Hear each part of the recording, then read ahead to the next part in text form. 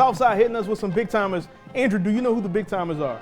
No. Okay, that's Baby and Manny Fresh. That's an education for you. The Sharks are still fly as our band of the week this week. I don't know what Seth just said. We start our second half of our show with one of the best matchups in the entire state tonight, Seth. It's St. Thomas More and Catholic High of Baton Rouge. Yeah, it's the Division II champs traveling to the Division I runners-up. But if that isn't appealing enough to you in their last two showdowns, the programs have combined to score 197 points. So in other words, buckle your seatbelts because we're in for another offensive speed race, especially early. Tell me if you've heard this one before. Walker Howard to Jack Besh. Cougars strike first, 7-0. The Vanderbilt commit, showing off that speed down the sideline. Tied at 7. How about going to the run? Tobin Teveno. Actually, that is going to be Catholic High catching the touchdown there to make it 7-7. Landon O'Connor to Prince Edwards. I love that name. Absolutely. And there we go with another touchdown from Catholic High. Then they would take a 28-14 lead at halftime.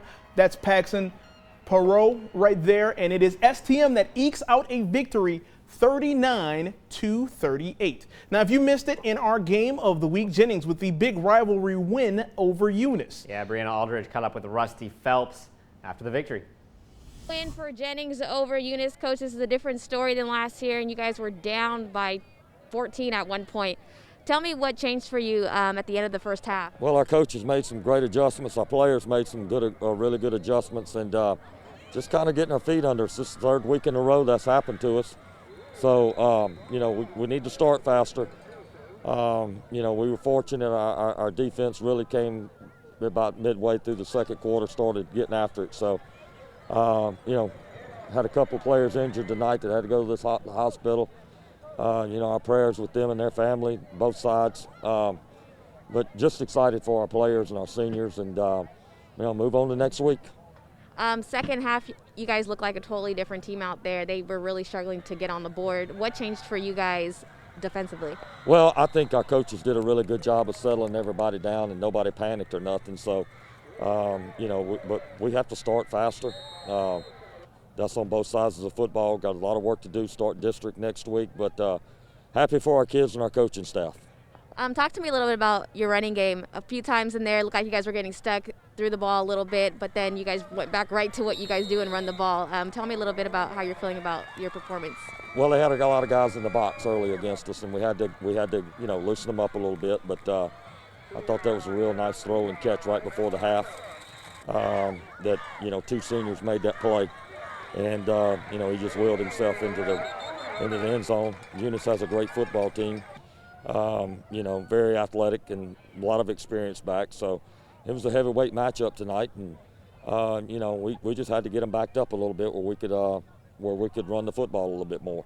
And as you guys prepare to go into district, Coach, how great does this feel to not only get this win before you do that, but do it against one of your biggest rivals here? Yeah, I mean, this is a great win. It's a great team win for us, and you know, I'm proud of our coaches, and you know, I appreciate the fans coming out tonight. And you know, now we got to carry that momentum into, you know, in the district like everybody else does, and it's one game at a time. Reporting in Jennings, Brianna Aldridge, KATC Sports. Well, checking in on some other scores from tonight. West St. Mary over Jeanerette 14-0. Laurelville beats Homa Christian 55-0. Centerville beats St. Martin's Episcopal 21-19. Berwick over Cohen 41-0.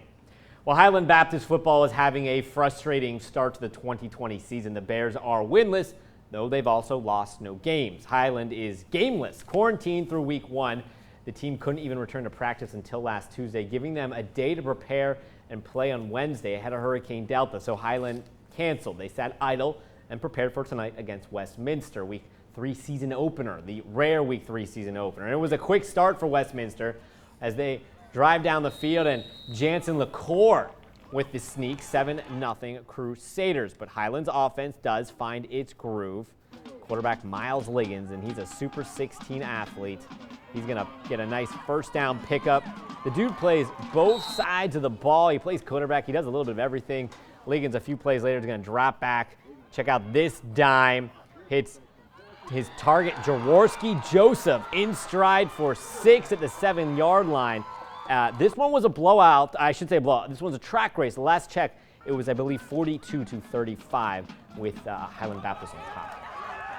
In Jeff Davis Parish, Welsh hosting Vanderbilt Catholic. Greyhounds up 3-0 early. Big response from Vanderbilt. Big half, really. Bryden Roundtree takes a trip down the right side to the house for 6. Terriers take the lead 7-3. Then drive, junior QB Dominic Archilla finds senior John Luke LaPerry in the back of the end zone for the score.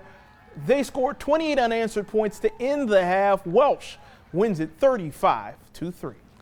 4 fingers up. 4 fingers up, Seth. It is time for the fourth quarter. Yeah, when we come back, a 4 top from Thursday night, plus our play of the night nominees. But first, it's Top Squad time here on Friday Night Football. Hey, hey, what do you say? Blue.